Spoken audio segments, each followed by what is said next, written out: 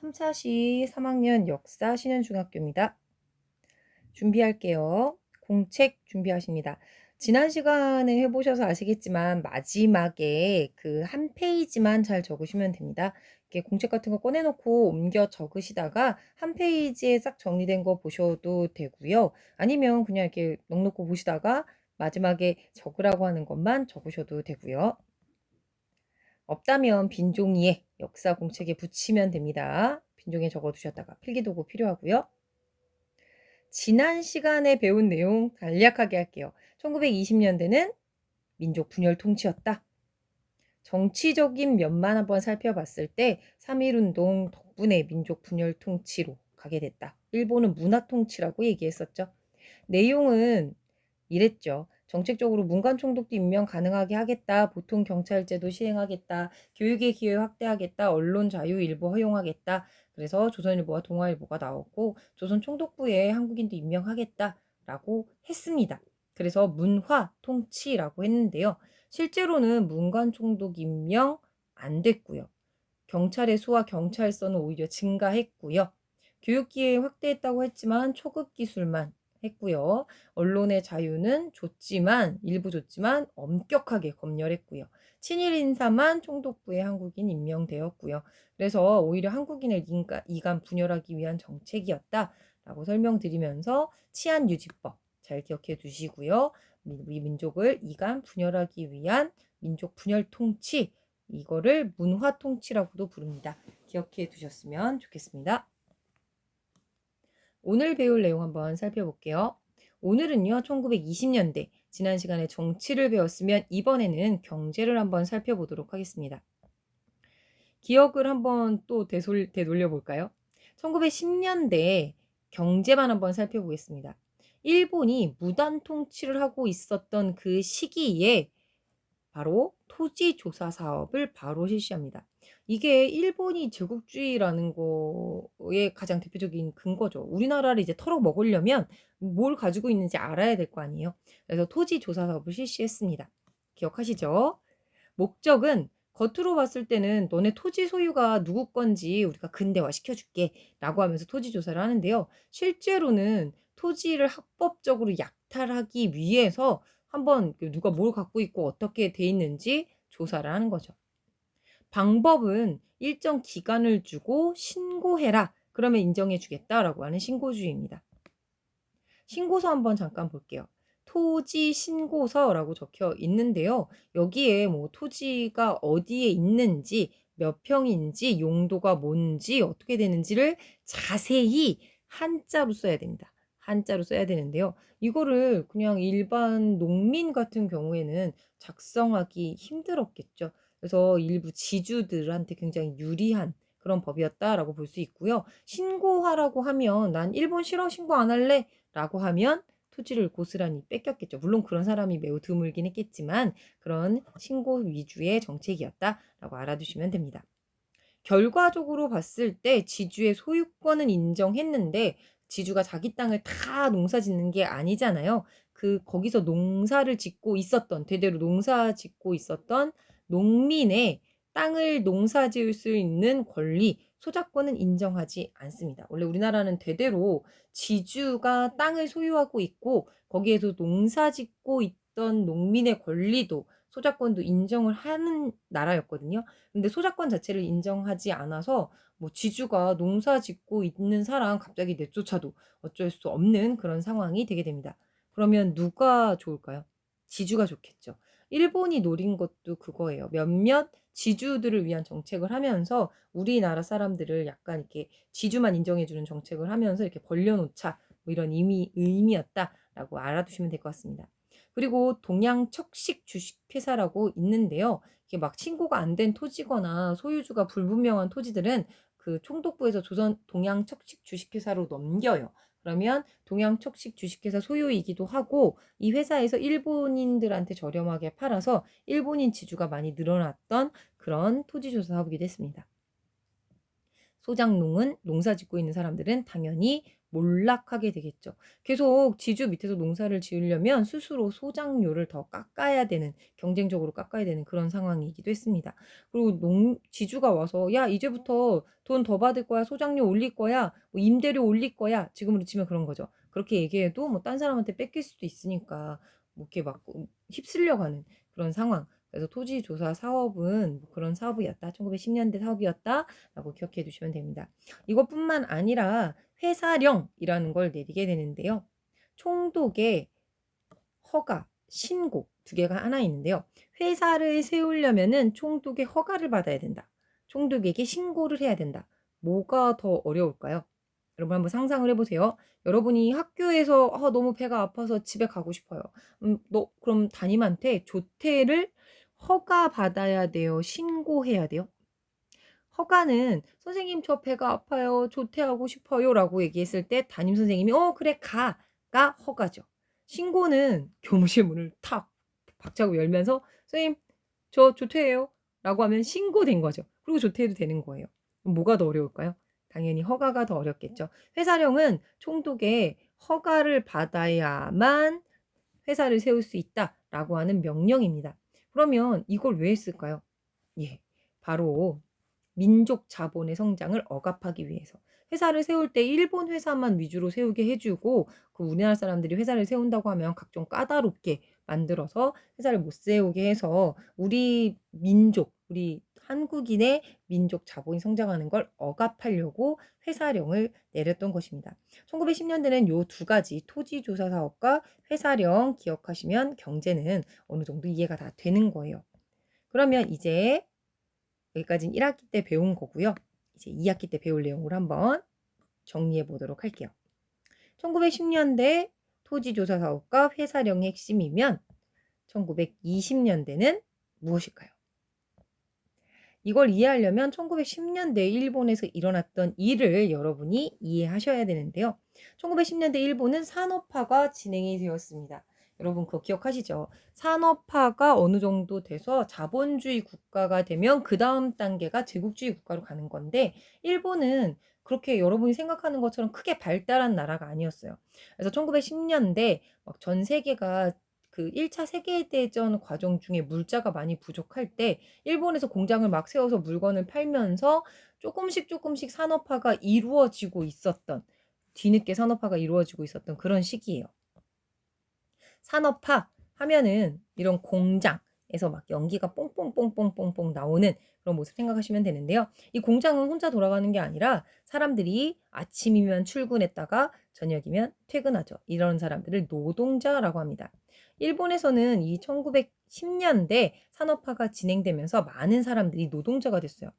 노동자로 태어나는 게 아니죠. 원래 이 사람들은 농사를 짓던 사람들인데 농사보다 그냥 도시에 나가서 공장 다녀서 월급 받는 게 더 삶이 좋은 것 같아라고 하면서 많은 사람들이 노동자가 된 것입니다. 그럼 이 사람들이 이제 더 이상 농사를 짓지 않으면 쌀이 생산되지 않는 거죠. 그런데 한번 생각을 해보세요.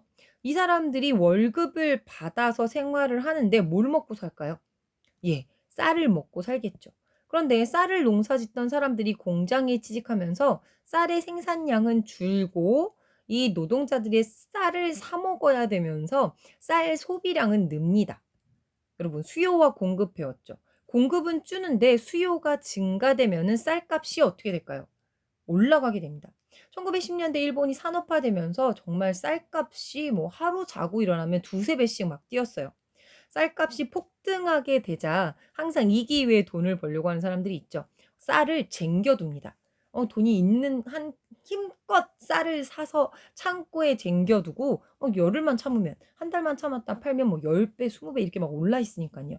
이 사실을 알게 된 사람들은 막 너무 화가 나는 거예요. 그래서 뭐 애기 업은 엄마, 뭐 동네 할머니 뭐 할 것 없이 막 이런 창고를 가서 급습하고 막 쌀을 훔치고 뭐 막 가게를 털고 이런 일들이 벌어지게 되자 일본에서는 경찰로는 어떻게 제어가 안 돼서 군대까지 파견해서 이들을 무력으로 진압합니다.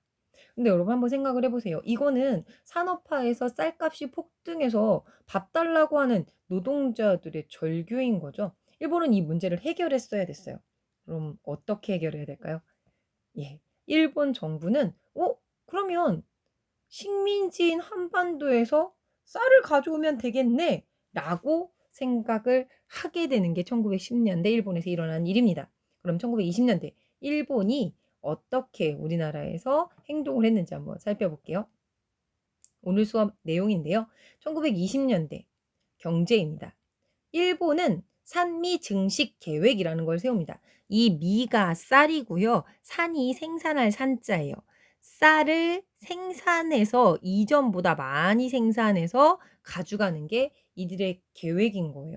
그러니까 식민지 사람들이 쌀을 생산하는데 뭐 얘네도 쌀 먹고 우리도 쌀 먹으니까 이전보다 많이 생산해서 그 많이 생산한 양만큼 일본에 가져가자. 그래서 일본의 식량 문제를 해결하자가 일본의 산미 증식 계획의 목표입니다. 배경은요. 일본 식량 부족 문제 때문, 쌀값이 폭등했기 때문이고요. 목적은 뭐 그냥 한반도에서 해결하자. 한반도에는 쌀 가져가자. 근데 한국도 잘 못 사니까 이전보다 많이 생산해서 가져가자가 일본 산미 증식 계획입니다. 방법은 뭐 그냥 많이 생산해야 되니까요. 생산량을 생산을 증가시키자. 입니다. 어떻게요? 뭐 저수지를 만들기도 하고요. 품종을 개량하기도 하는 거죠. 품종 개량은 여러분 뭐 그 벼 보신 분은 아시겠지만 벼가 이렇게 생기면 뭐 쌀이 10개씩 열린다고 쳐 볼게요. 이걸 이전보다 더 많이 열리는 품종을 개량해서 이거 종자를 한국인들한테 심으라고 하는 거예요. 그리고 물을 많이 먹으니까 벼가 저수지 같은 수리시설 같은 걸 확충해서 이전보다 쌀 생산을 많이 하자라고 하는 게 일본의 계획이었습니다. 그러면 한번 더 계속 볼게요. 경과. 그래서 어떻게 됐냐? 증산 목표는 실패합니다.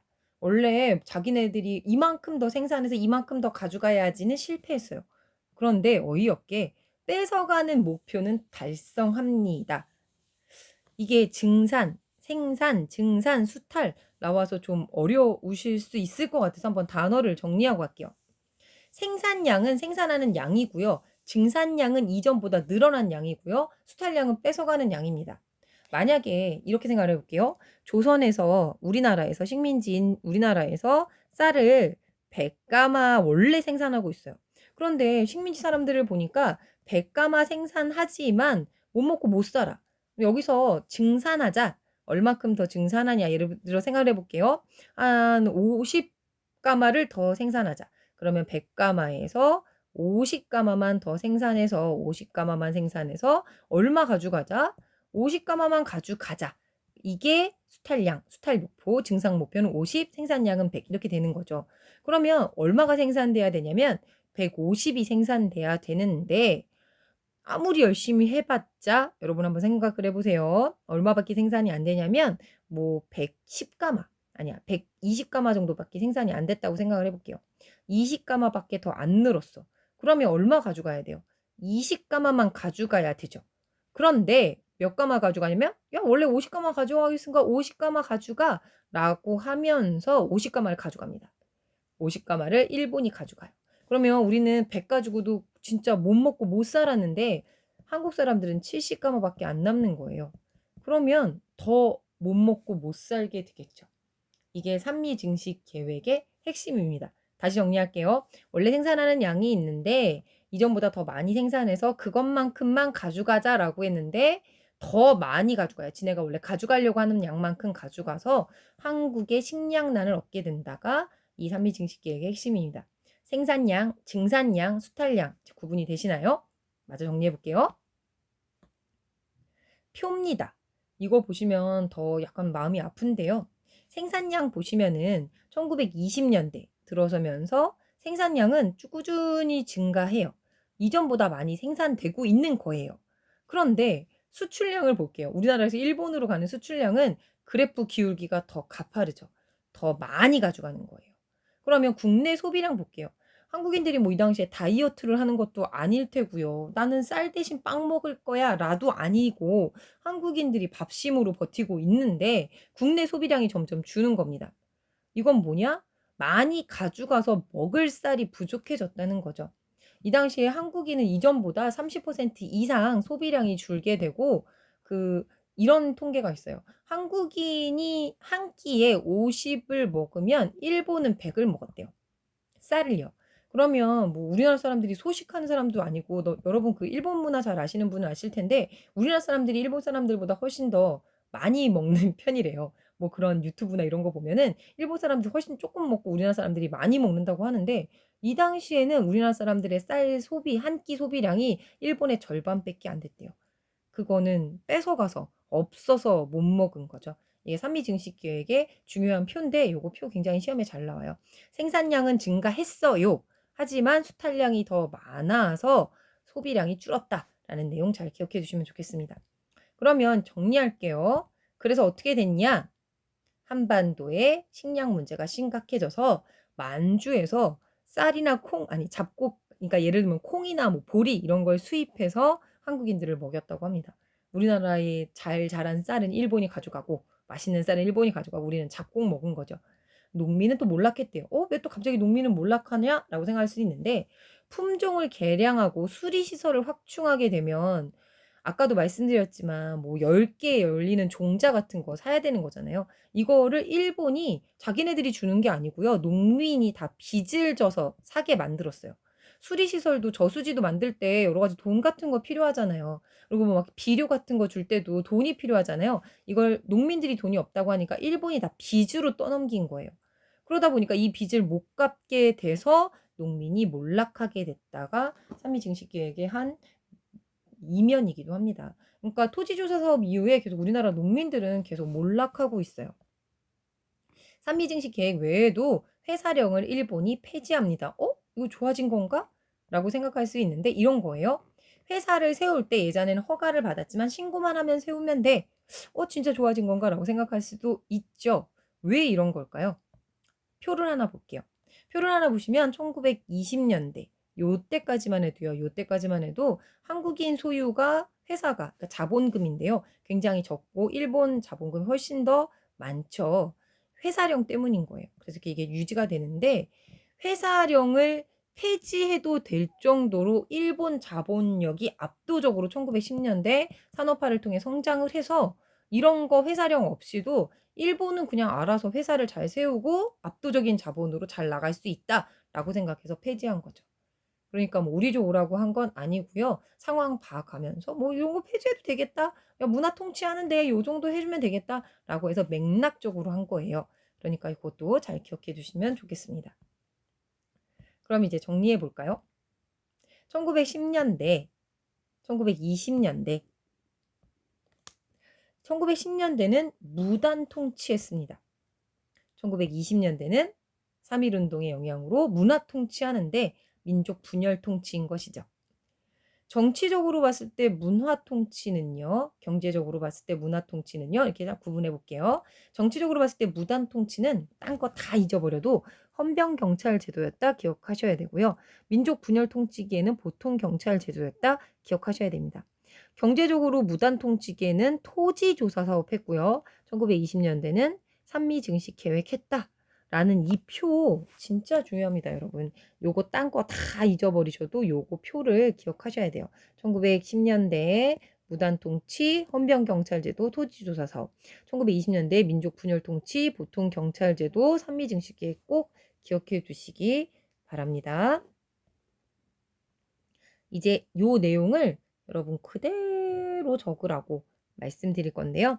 1920년대 경제입니다. 산미증식계획. 배경은 일본의 식량이 부족해서 쌀값이 폭등했다. 목적은 한반도에서 해결하자. 방법은 쌀을 증산. 여러 가지 방법으로 수리시설, 비료, 기타 등등 방법으로 경과 요게 굉장히 헷갈리게 많이 나와요. 증산 목표는 실패했지만 수탈 목표는 달성했다. 그 표 기억하시죠? 그 표까지 잘 기억해 두시면 좋겠습니다. 결과 한반도에 식량난이 일어나 만주에서 잡곡을 수입했고 이걸 빚으로 그대로 떠안은 농민이 몰락하게 되었다. 그리고 회사령은 폐지해서 이전엔 허가제였는데 신고제로 바뀌었다라는 내용까지 잘 기억해 두시면 됩니다. 여기서 영상을 잠깐 멈추시고요. 여러분. 멈추시고 그리고 다 적으신 다음에 그 그다음에 줌으로 오시면은 됩니다. 선생님은 일단 영상 끝이에요 여러분 이렇게 안내까지 쭉 나갈 텐데요. 여러분 여기다 정지해 놓으시고 그대로 다 적으세요. 10초 있다가 다음 페이지로 넘어갈게요.